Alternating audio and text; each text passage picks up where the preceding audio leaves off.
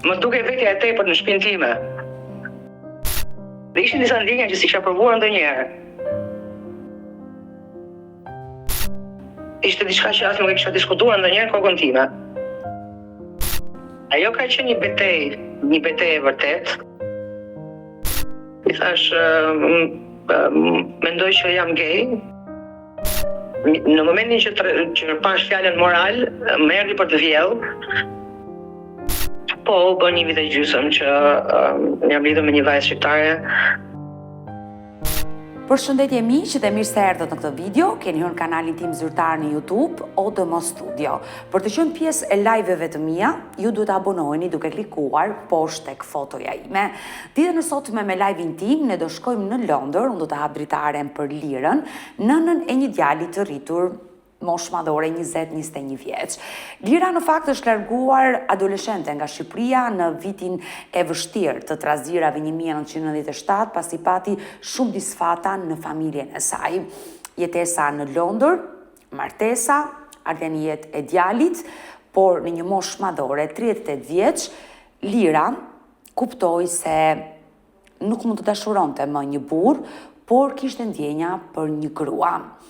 Ajo ditën e sotme pa dorashka do të flasi se si arriti të gjente forcën dhe fuqinë që të dilte haptazi në familje, në fis, por dhe në shoqëri që i përkiste një tjetër komuniteti. Sigurisht nuk e ka patur të vështirë momentin kur foli me nënën dhe babain e saj, por edhe sot që ka një partnere që ka vendosur ta bëj zyrtare dhe të gjithë njerëzit ta dinë që është e dashuruar me një vajzë nga Shqipëria. Sot pa dorashka e thasha ajo do flasi, është duke më pritur. Jemi të dyja sot live me Lirën nga Londra për ta dëgjuar rrëfimin e saj. Kështu që hap dritaren dhe përshëndes. Lira, përshëndetje nga Tirana. Përshëndetje Tirana. Përshëndetje Londra. Ne kam marrë me të drejtën.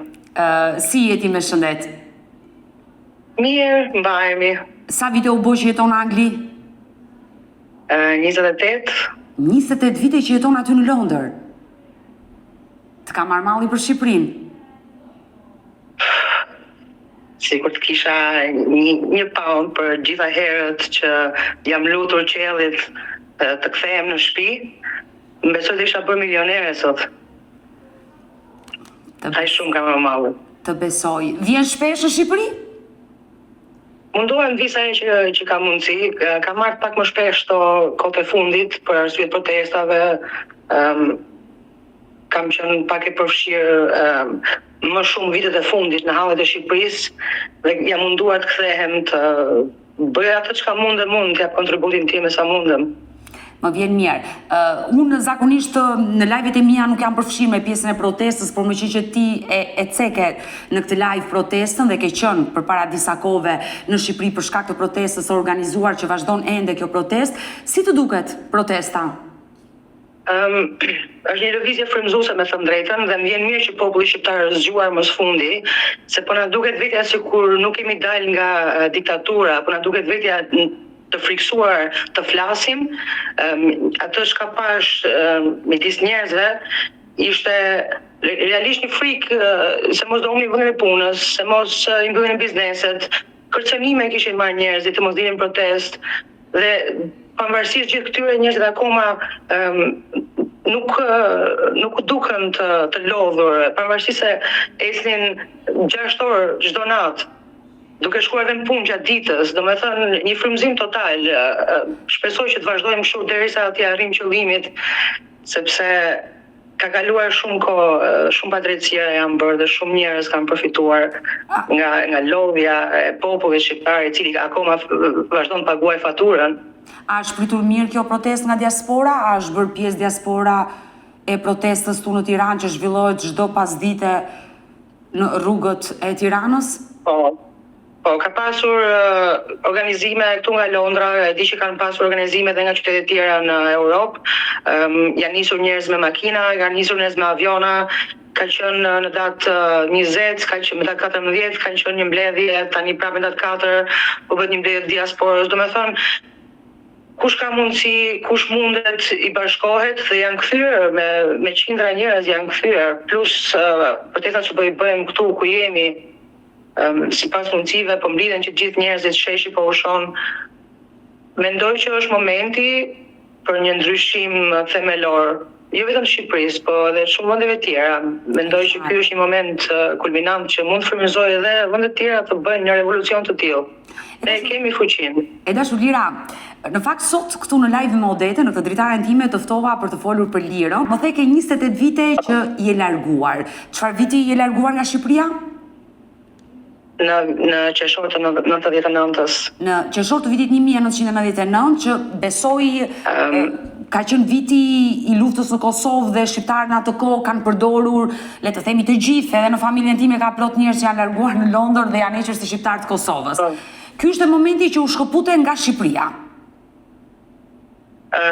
Momenti që u shkëputem nga Shqipëria ka qenë pasi familja jonë ka kaluar disa trauma që ne akoma, domethënë vazhdojmë t'i vuajmë këto trauma.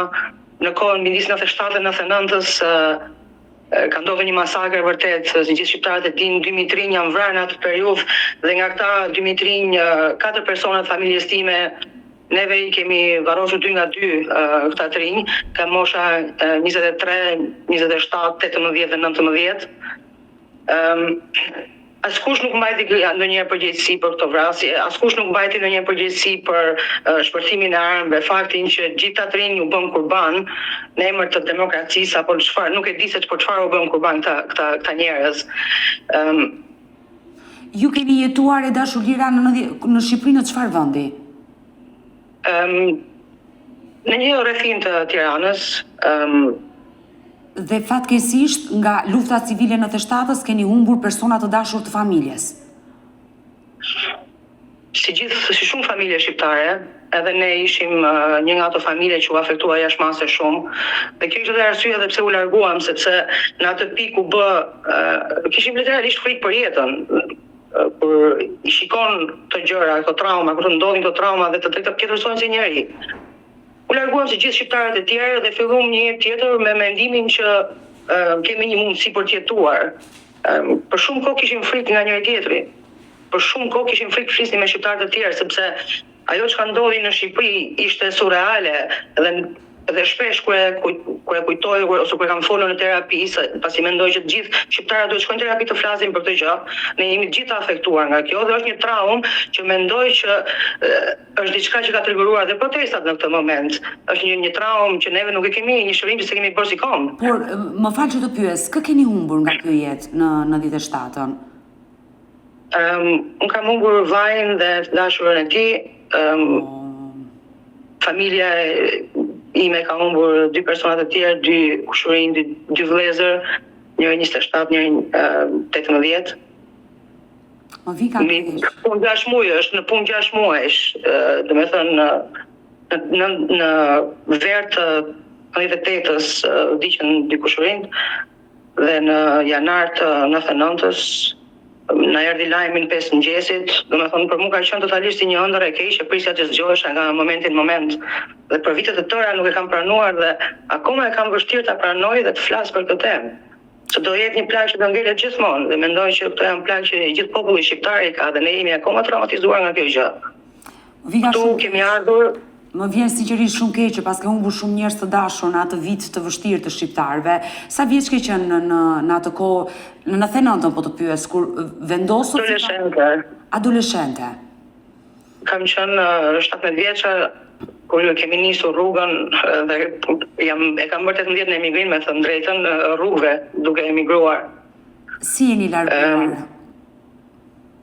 Si jeni larguar, sepse edhe largimi nga Shqipëria besoj ka qenë shumë e vështirë për ty dhe familjen tënde pas gjithë atyre ngjarjeve të vështira që përjetuat. Atëherë si shpjegoheshin gjithë tjerët me pagesa, do paguaje për çdo gjë, siç është dhe sot, paguam për çdo gjë ka një çmim, nëse kemi aftueshëm lek, mund ta blesh. Edhe atëherë kështu funksiononte, në atë kaosin total, njerëzit paguanin edhe I jepnin pasaporta, I shoqëronin deri tek trenja apo tek avioni, ku di unë.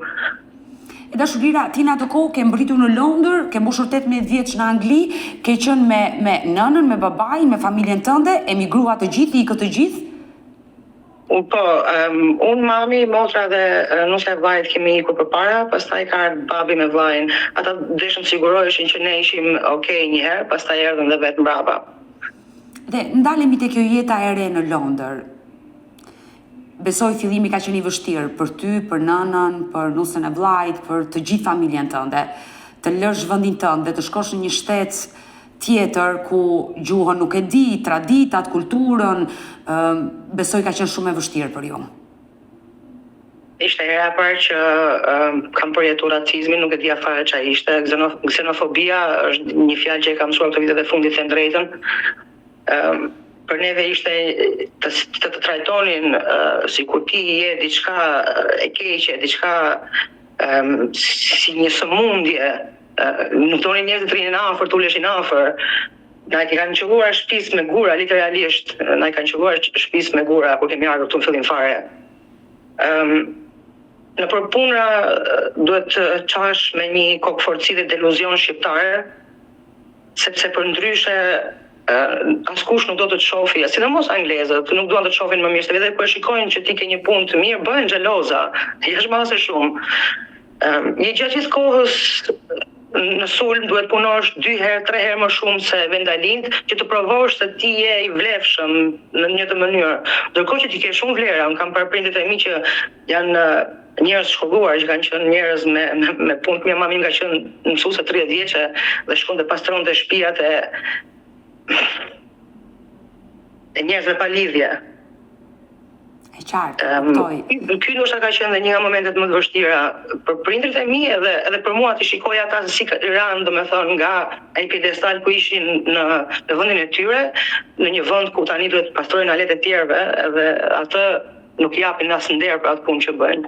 E qartë, momente më të vështira që keni përjetuar, të lësh vendin tënd, të lësh punën, të jesh arsimtare dhe të shkosh jashtë dhe të bësh çfarëdo lloj pune, nga sanitare, nga më të ndryshme për të fituar paranë dhe për të jetuar, për siguruar jetesën. Për të jetuar.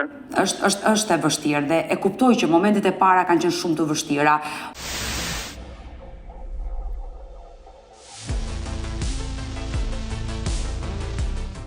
Por ti lira një adoleshente që po rriteshe, si u përshtate me shoqërinë aty?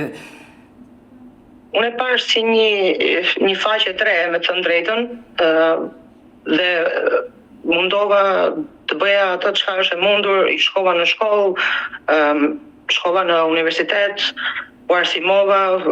Punët i kam kërkuar gjithmonë me këmbgulje, nëse e shikoja veten të aftë, edhe kur më thoni nuk e bën dot, po thoja e bëj, i tregoja se si mund ta bëja dhe pastaj thosha, "Okay, qen ke aftë, mund ta marrësh punën." Domethënë më është dashur të provoj veten gjatë gjithë kohës, por që e kam marrë kështu si sfidë si gjithë tjerët, nuk kam qenë pak deluzionale, të them drejtën. Kam pasur pak deluzion shqiptar që kur më thoshin njerëzit apo s'mund ta bësh, i thosha pse çka kam unë që nuk mund ta bëj unë. Ndoshta edhe nuk mund ta bëja unë atë. Ndoshta edhe nuk dija tamam, po thoshta s'ka gjë se e mësoja kur të arri aty, kupton si gjithë tjerët. Por nuk ishte frikë tani ditur fundja fare. Nuk ishte frikë tani si nga e para çdo gjë dhe më pëlqen. Njerëzit të cilët nuk kanë frikë dhe duan të provojnë dhe të ecin përpara. Ju keni mbaruar studimet e larta, për çfarë jeni shkolluar aty në Londër? Po. Unë kam mbaruar bachelorin e shkencës për psikologji. Kam punuar rreth 15 vjet me kontrata shtetërore, po që jepen një prokuruese privat. Pasi privatit paguan më mirë se sa shteti. Dhe ata që i din hilet dhe në godina private, godina shtetërore ku kam punuar, vetë punonjësit aty e hiqnin kontratën nga shtetërore në private sepse paguhesh më shumë. Çdo gjë e privatizuar paguhet më shumë. E dashur Lira, unë të kam ndjekur edhe në faqet e tua në Instagram. Je nëna e një djali, mos gaboj. Po. Sa vjeç është djali? Djali është 20 vjeç, bën 21 tani në nëntor. Me jetë ta kesh. Faleminderit. Sa vjeç ke qenë kur u njohoj me babain e tij? 21, 22. E ke parasysh ka qenë atë periudha direkt pas vitit 90, ku nëse je mbi 18 vjeç, ke ngelur në derë, edhe është një presion tepër i madh që patjetër do të gjetur burr. Dhe unë nga që po futesh në turqesi. Dhe pse jetojë në Londër, familja të ushtroi atë presionin, le të themi që mbushë moshën tani dhe duhet të martohesh. Nuk është vetëm familja, dhe njerëzit e tjerë që rrethojnë familjen, miqtë e tyre, sa herë që vinin thoshin në kokë të kocës, nuk e di se ka pas qenë kjo. Më duke vetja e tepër të vetohem. Më duke vetja e tepër në shtëpinë time. Edhe aty thosh hajde të martohem me gjë tjerët. Ishte njohje me dashuri apo me vlesëri? Jo, vetë kam njohur me thënë drejtën. Po që diçka që ndodhi shumë shpejt, s'patëm kohë as unë as ai mendoheshim thjesht, edhe ishte shumë i ri. U pam, u njoftëm, u fejuam, u martuam, ai erdhi këtu në Angli, bëm një fëmijë, nuk funksionoi për një 2-3 vjet, dhe u ndam. Tani jemi miq, flasim. Kur ti e ke njohur për djalin të dy. Kur e ke njohur babain e djalit, ai jetonte në Shqipëri. Po. Dhe më pas është zhvendosur dhe ka ardhur në Londër dhe keni jetuar për një kohë. E dashur Lira, ju i përkisti një komuniteti, le të themi duam apo nuk duam, që në Shqipëri paragjykohet. Unë kam miq, koleg, që rrit çdo ditë me ta, që konsumoj kafe, që i përkasin atij komuniteti dhe ndoshta në një rreth të ngushtë mund të flasin hapur, por jo të vetë deklarohen dhe të bëjnë atë jetën e lirë. Ndoshta pa dorashka ditën e sotme, nëse ti do më lejoje, duhet të pyesja. Ju jeni martuar, sigurisht jeni bërë nën. Martesën e bëre pa dëshirë, e bëre vetëm sepse, le të themi, në atë kohë që ti u njohe me babain e djalit, e doje apo bëri një martesë sepse familja ta apo ambienti apo kohë që ti të kishe? Unë atë periudhë nuk e dija fare, vetë si person, si një adoleshente e traumatizuar, s'kisha fare identitet. Isha thjesht një imigrante, një fëmijë shqiptare, dhe akoma me atë mendimin që vajzat do rriten, do martohen, do bëjnë fëmijë, jo se nuk e doja ish-partnerin tim, edhe tani kam dashuri për të, kupton, e dua si shok, e dua si mik, s'dua ta shikoj keq, nuk është se e urrej ose kam ndonjë gjë kundër atij. Thjesht në atë kohë nuk i kisha bërë asnjë pyetje vetes, ishte thjesht ajo çka duhet bëja. Dhe mendova, okay, ky është njeriu që është okay për mua dhe po e bëj. Që mendoj dikush tjetër para meje. Ishte një fat i vendosur për ne gratë shqiptare. Do rritesh, do vi një moshë, do martohesh, do bësh fëmijë, do bësh familje. Ishte diçka që as nuk e kisha diskutuar ndonjëherë në kokën time. Ju qëndruat shumë pak, le të themi, martesë me njëri tjetrin. Ishte koha e martesës që, le të themi, ti vendose të drejtoje orientimin tënd seksual dhe ti thoshe stop se martese, kur arritet ti, le të themi, të kuptoje që jo, nuk është ky mashkull që dua të kaloj jetën dhe unë ndjej për të në dashuri, jo si mik, siç e ke sot. Dua të sqaroj diçka. Unë e kam kuptuar, e kam lënë veten ta kuptoj tepër vonë, në moshën 38 vjeçare. 38 vjeç. Unë kur jam dalë nga ishi, kam qenë diku te 25-26 vjeç. Jo, 27-28 vjeç. Dhe ajo ndodhi thjesht se ne nuk shkonim mirë, sepse unë nuk mund të shkoja mirë me asnjë burr, kushdo që të ishte. Unë kam dalë në dating, kam njohur meshkuj të tjerë mbrapa dhe kur nuk më ka bërë sens vetja ime me një mashkull. Kam pasur lidhje që kemi kaluar shumë bukur dhe familjet e tyre më njohin, më respektojnë sot e kësaj dite, po thjesht unë isha në vendin e gabuar, unë nuk mund të isha në një marrëdhënie dhe mu desh kohë ta kuptoja këtë gjë. Dhe e kam kuptuar tepër vonë. Unë do ta isha kuptuar shumë më herë se shenjat kanë qenë aty gjatë gjithë jetës time. Shumë faktorë, padituria 1, rritur në komunizëm 2, në survival mode në emigrim 3, traumat e pashtjelluara që duhet punoja me vete një herë. Unë kam 14 vjet që bëj terapi, që në 2011 nuk mbaj mend kur kam filluar aq herët.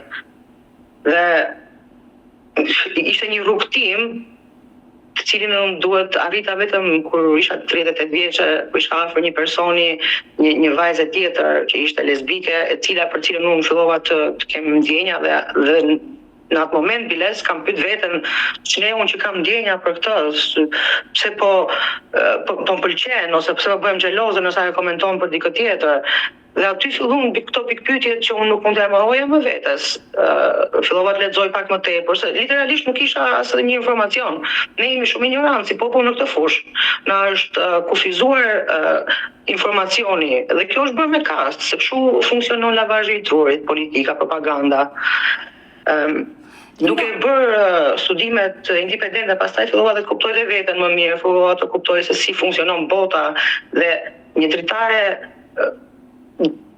u hap një dritare që literalisht një botë tjetër dhe në këtë moment nuk e shikoj më botën ashtu siç e shikoja më përpara. Ne janë bërë shumë lavarshtruri, janë treguar shumë gënjeshtra, na është limituar informacioni dhe na është ushqyer tepër urrëtie. Edhe tani nëpër media ushqehet jashtëmase shumë gjuhë urrëtie për një komunitet tepër të vogël dhe tepër të pafuqishëm për të bërë asnjë lloj ndryshimi në asnjë vend të botës. E themi drejtën.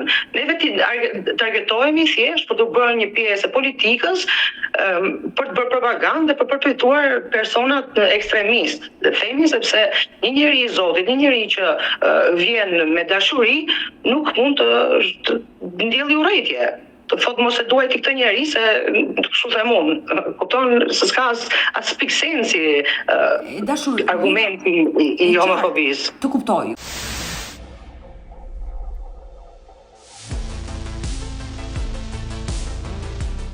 Kur ishe 38 vjeçe dhe kuptove që të lindën ndjenjat për një tjetër femër, kush ishte personi i parë që fole haptazi dhe i tregove këtë dashuri që ti po ndjeje, që ishte e re dhe ti botën po e shikoje ndryshe tashmë? Unë fola me djalin të parin. Me djalin jam munduar të kem një marrëdhënie ku mund flasim të dy me njëri tjetrin. E bëj këtë gjë dhe me nipret dhe me mbesat. Dhe ai më ka dhënë suport total që në fillim, ka thënë gjithmonë, mam çfarëdo që të bëj të lumtur, unë jam këtu, për mua nuk bën asnjë lloj ndryshimi. Por ai edhe gjithashtu është rritur këtu në Angli dhe nuk i ka fare këto komplekse shqiptare që ne i kemi. Askush tjetër përveç nesh nuk i ka këto komplekse. E pate të vështirë komunikimin me djalin për t'ia shpjeguar të gjithë situatë? Jo, ishte një bisedë shumë e thjeshtë biles. I thash mendoj që jam gay, dhe ai tha, okej. Ai e lumtur tim, po i thash. Unë i lumtur për ty jam, tha. Një bisedë tepër e thjeshtë. Ai e mirëpriti këtë gjë dhe kërkon lumturinë tënde. Sigurisht je nëna e tij dhe ai kërkon më të mirën për ty. Djali ka lindur dhe është rritur në Londër dhe është tjetër open mind, tjetër e shikon botën. Por familja jote e dashurira si e priti, ata që ishin lindur dhe rritur në Shqipëri, ata të cilët nuk arrinin dot ta konceptonin këtë gjë te lira, besoj. Ajo ka qenë një betejë e vërtet. Ka qenë e dhimbshme, ka qenë e zhurmshme, ka qenë dhe e shëmtuar ndonjëherë. S'ka qenë një rrugë e drejtë fare. Mami me babin e kam pasur jashtëmase shumë të vështirë.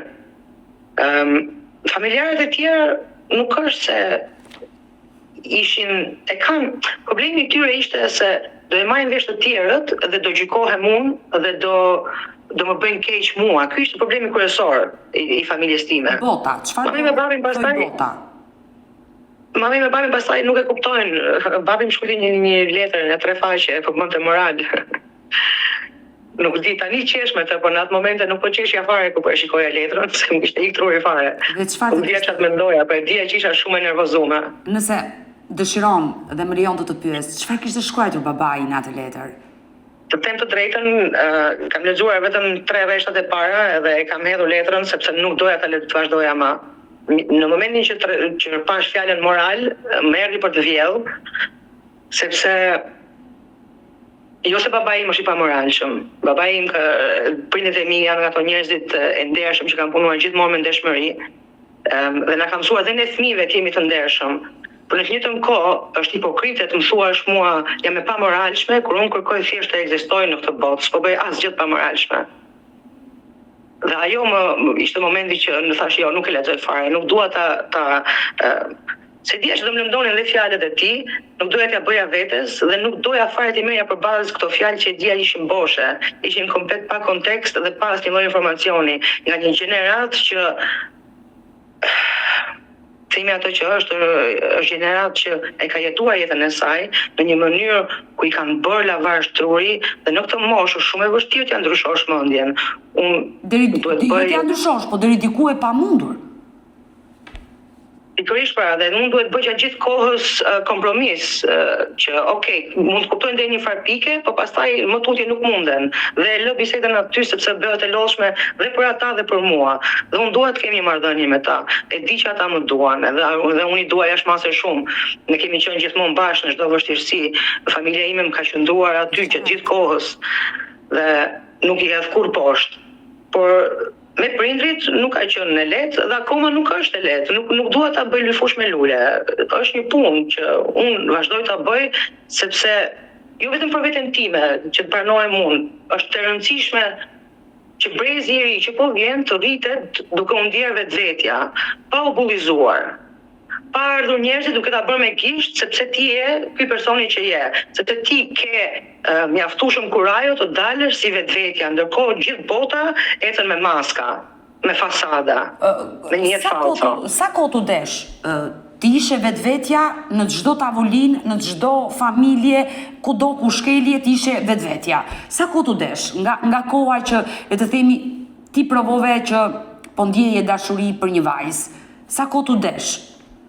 Mund të pa kohë ta figuroj në kokën time, jam me për t'i figuruar gjërat, i bëj replay në kokën time situatat, i analizoj thellë dhe dua ti me sigurt në konkluzionin që dal. Në momentin që unë jam me sigurt në konkluzionin që dal për veten time, atëherë nuk mundem edhe të dua të mos ja thoja, vajt për shkakun që më desh shumë kohë ja thoja.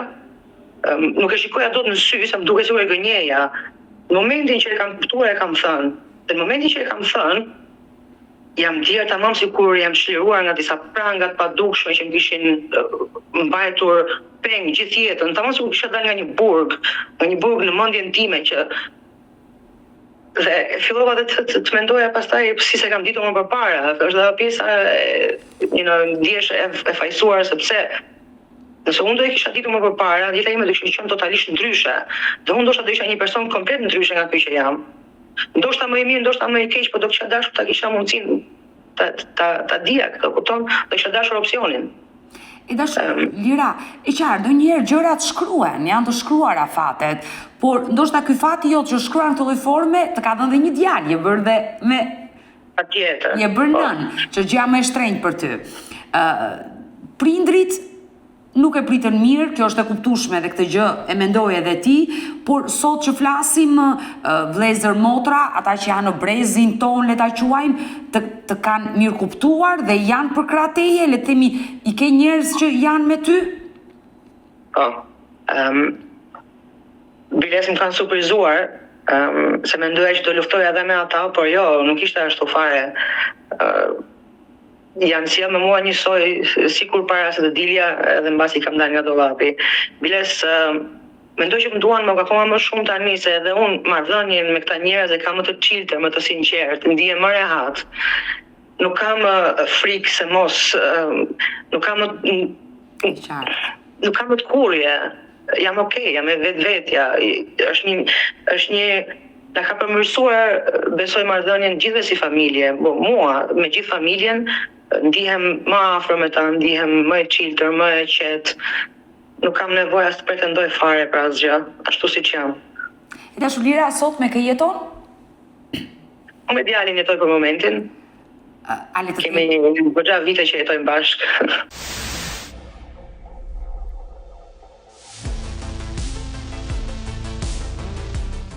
Ka nisur një histori dashurie tashmë tek ty? Po, bën një vit e gjysmë që jam lidhur me një vajzë shqiptare. E dija me të thënë drejtën që vajzat shqiptare janë pak të rrezikshme. Se po me kuptimin që fjalët të dua në shqip të tingëllon më ndryshe se çdo lloj gjuhë botës tjetër. Dhe e dija që do ngetesha në një vajzë shqiptare, vetëm nuk e dija se cila.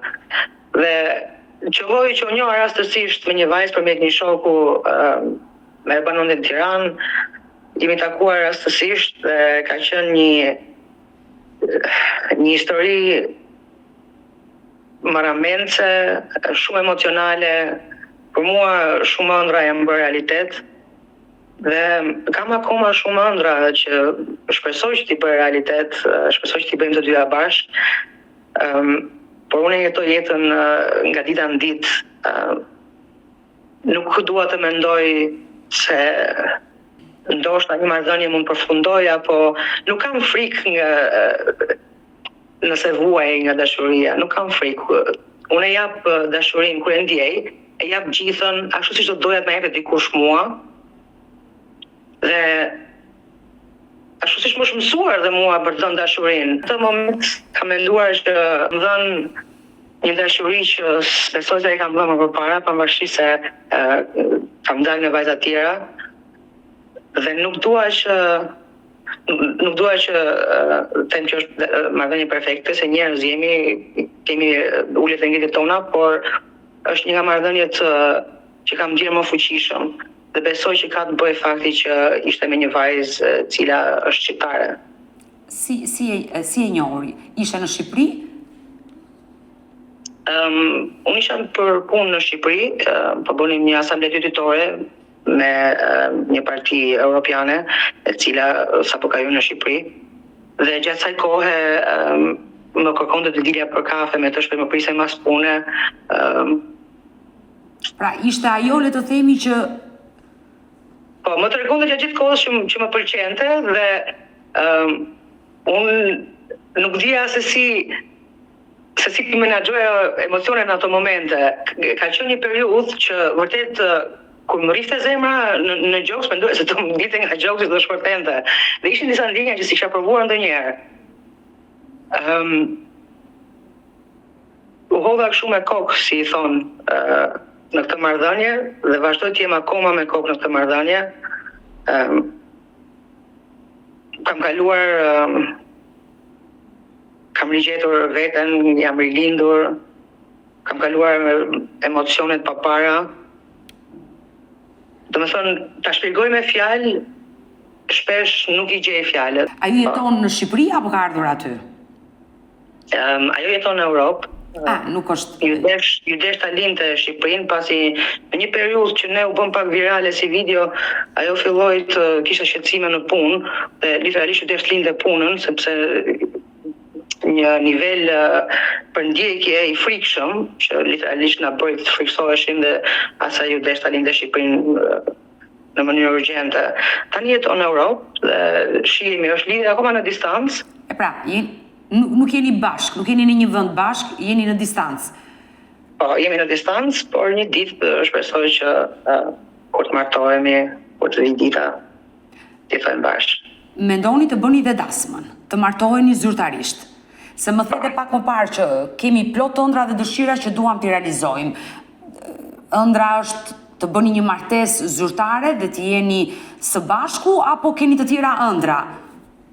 Ëndra ime është bëj një dasëm me tupana, rrethuar nga shqiptarë të tjerë të komunitetit. Kjo ka qenë një nga ëndrat e mia në zyrtar, dhe ngjerja ëndra ime zyrtar. Me sa kam biseduar dhe me partneren time, edhe ajo do të njëjtën gjë. Dhe po bëjmë planet, me thënë drejtën, jemi në planifikim e sipër. Por nuk i kemi vendosur akoma ku edhe kur. Po e di që do jetë rrethuar me tupana. E dashur, Lira, nuk dua të vendos në siklet. Edhe unë vetë time vendos në një siklet me pyetje. Mund të më shpjegosh si funksionon në çift, le të themi, raporti juaj? Lira me vajzën tjetër. Po. Roli im është për kujdesem për partneren time dhe roli e saj është për kujdeset për mua. Përse njëra dorë lanë tjetrën, të dyja lajnë faqet. Mendoni të sillni një jetë fëmijë apo të birësoni në këtë marrëdhënie që do ta finalizojmë? Edhe unë dhe partnerja ime kemi fëmijë, ajo ka një vajzë, unë kam djalin, që mendoj nga ky ani jemi të paketuar mirë. Dhe ajo vjen nga një martesë. Le të themi ka të njëjtën histori si puna juaj, dyshoj unë. Histori tjetër, por që ka një fëmijë nga ajo histori dhe nuk është se e kemi menduar të bëjmë fëmijë tjetër. Nëse nuk do kishim pasur fëmijë, do kishim marrë parasysh me in vitro, me donor, siç kanë bërë shumë vajza të tjera që janë në marrëdhënie të njëjtës gjini. E dashur Lira, dua të pyes, përpara disa kohëve në Shqipëri u diskutua shumë, pati shumë polemika për pikërisht komunitetin tuaj, të cilët kërkonin që në një familje të hiqesh fjala nën baba dhe të vendosësh prit një prind dy. Ju si e mendoni këtë gjë? Keni qenë dakord për të hequr fraza fjala nën bab dhe të vendosur prind 1, prind 2? Okej, këtu mendoj se ka ndodhur një keq kuptim, me sa kam qenë unë aktiviste dhe të përfshirë në shumë protesta dhe shumë projekte. Nuk kërkohet që të hiqet fjala nën dhe bab, kjo nuk është e vërtet. Kërkohet që të jepet dhe një opsion tjetër, i tretë, që lexon prindi 1 dhe prindi 2. Askush nuk ka kërkuar të hiqet fjala mashkull femër ose burr ose grua. Askush nuk ka kërkuar të hiqet fjala nën ose baba ose motor ose vëlla në asnjë mënyrë. Thjesht po kërkohet një opsion i tretë. Domethënë, është diçka që përfshin dikë tjetër që nuk ndihet i përfshirë. Kaq. E quhet inkluzivitet. Në asnjë moment nuk duam neve apo komuniteti jon të marrë në një superfuqi apo trajtohemi më mirë nga të tjerët. Këtu është edhe misinformimi, mendoj, sepse e marrin qimen njerëzit dhe e bëjnë tra. Të njëjtën gjë kanë bërë me terapinë hormonale, që njerëzit nuk dinë asgjë fare. Në fakt terapia hormonale është shumë e komplikuar dhe do jashtëmase shumë kohë të fillojë. Është gjëja e fundit fare që ti merr pasi ke parë një sëri të doktorësh dhe psikologësh dhe specialistësh. Për komunitetin tuaj ka hyrë në Shqipëri dhe pati pra polemika për sa i përket kryeministrit Rama që futi një terapi hormonale pikërisht për një komunitet të caktuar, ndërkohë që tek onkologjiku shumë shqiptar nuk kanë ilaçet apo kimioterapit dhe po vdesin. Edhe ky ka qenë një debat shumë i nxehtë kohët e fundit. Dhe e kam parë debatin dhe kanë shumë të drejtë njerëzit të ankohen, por çfarë nuk marrin parasysh është se terapia hormonale kushton jashtëmarrëse shumë pak. Është 25 euro në muaj për ato hormonet që marrë një person. Një kosto që çdo kush mund ta përballojë. 25 euro në muaj për 1% popullsisë janë asgjë fare. Nuk bëjnë fare lidhje me buxhetin e shtetit. Buxheti i shtetit është duke u shfrytzuar, është duke u shpërdoruar në vende të tjera. Kjo problemi që është për persona transgjinore është thjesht diçka që përdoret si gjithmonë, si një armë politike. Është bërë gjithmonë kështu. E dashur Lira. Por faktikisht ato nuk janë në lek të signifikante fare çka jepin këtij komuniteti. Pastaj, më fal. Po. Që të marrësh këto lloj hormonesh është, siç thash, është një rrugë jashtëmase tepër e gjatë. Ligji nuk ka hyrë akoma në fuqi. Kanë shumë të drejtë njerëzit që ankohen se nuk ka ilaç, literalisht nuk ka ilaçe, është çmenduri, domethënë ta mendosh që shëndetësia nuk ka, shpitali nuk ka ilaçe, unë nuk e perceptoj dot për veten time. Po merren me njerëzit e gabuar, nuk e kanë fajin persona transgjinor. Duhet merren me persona që janë në shtet që po shpërdorojnë fondet e shtetit, që kanë shpërdoruar fondet e popullit me vite të tëra. E dashur Lira, ju vini shpesh në Shqipëri dhe e takoni komunitetin, pjesë të komunitetit dhe sigurisht që jeni mbështetjet të tyre. Besoj që pjesa më e madhe të kanë treguar historitë e tyre të vështira, jetesën e vështirë në Shqipëri, por aman thuhet që vetë krerët le të quaj të grupit të LGBT-s janë ata që marrin fonde dhe i shfrytëzojnë për veten e tyre dhe nuk e ndihmojnë komunitetin. Shikoj, kam dëgjuar dhe unë këto thashë theme në fillim. Dhe kohët e fundit me çka kam parë dhe duke parë se sa fort punojnë ato vajza në një orar të çmendur, nuk e di se si nuk janë ndjekur, si nuk është ndjekur bateria, si nuk janë smur. Njerëzit mendojnë se ato fonde jepen shumë me lopata dhe njerëzit i marrin dhe i bëjnë qofte. Nuk funksionon kështu. Çdo gjë është e shënuar, çdo gjë duhet marrësh leje, çdo gjë duhet të jetë, çdo fond që përdoret duhet të jetë pjesë e disa rregulla, disa kodeve, nuk mundet të shpërdorohet ai leku ashtu si mendojnë njerëzit. Pastaj, të kërkosh ndihmë, duhet të kesh mik. Vajzat që po kujdesen për komunitetin për momentin, duhet të marrin në telefon bashkinë, të kërkojnë të fusin me mik, që një person i komunitetit të marrë atë çka i takon. Është çmenduri totale. Duhet të futesh në mik që të marrë atë që të takon ty, që është më bazike fare. Duhet provosh që ti je personi i komunitetit, mbasi të kenë vrarur ty, kesh denoncuar në polici, por ndryshe ti nuk quhesh personi i komunitetit dhe nuk merr as mbrojtje, nuk përfiton as këto lëmoshat e vogla që ofron shteti, që është lëmosh literalisht. Do me thënë, jetesa bazike është bëhet e pamundur dhe për këtë arsye 88% e komunitetit ikën jashtë vendit, sepse jetesa bëhet e pamundur. Këtu desha të ndalesha që pjesa më e madhe e komunitetit nuk kanë një siguri, nuk kanë një mbështetje dhe të gjithë duan të largohen nga Shqipëria, duke ditur që nuk e kanë mbështetjen. E dashur Lira, sepse po shkojnë drejt fundit dhe minutazhi po mbushet ditën e sotme dhe unë të falenderoj që të pata në këtë live në dritaren time. Kush është mesazhi që do përcjellje sot për gjithë komunitetin këtu në Shqipëri, e kam fjalën? Jo aty në Londër janë të lirë, bëjnë një jetë të pavarur, por këtu në Shqipëri është krejt të ndryshe. Është krejt ndryshe. E di, komuniteti shqiptar do i thosha duro dhe pak. Gjërat po ndryshojnë. Nuk mund të them rri në Shqipëri sepse e kam parë tashmë se sa e pamundur është, por nëse ikën, mos ik përgjithmonë, mendoj që dhe mund të kthehemi një ditë. Me shpresë. E mendon që do rikthehesh në Shqipëri? Kam shumë dëshirë, por nuk është, për momentin nuk është e mundur. Nuk është absolutisht e mundur. E dashur Lira, unë të uroj jetë dhe shëndet. Faleminderit. Të falenderoj që ditën e sotme fole pa dorashka dhe tregove gjithë jetën tënde të vështirë nga 1997, humbja e njerëzve të dashur, jetesa jote aty në Londër, por dhe dëshira për të rikthyer në Shqipëri. Mirë, e dashur, unë të përqafoj të punë dhe të përshëndes nga Tirana. Ishte një kënaqësi e vërtet dhe shpresoj të flasim prapë. Patjetër, unë dua, në këtë dritare dua që zëri çdo kujt të dëgjohet. Kështu që faleminderit, mirupafshim. Faleminderit, ditë e mirë.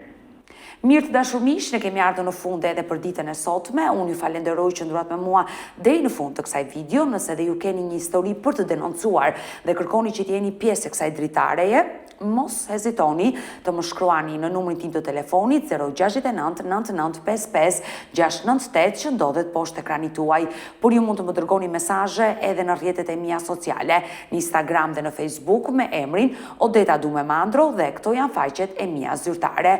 Ndërsa këtu lart tek fotoja ime mund të klikoni dhe të abonoheni, të bëheni pjesë e kanalit tim zyrtar në YouTube, ku çdo paradite jam live me këto histori të vërteta shqiptare. Faleminderit që mundohej dhe ritakohemi nesër. Mos harroni, ora 10 jam live me një tjetër histori. Mirupafshim.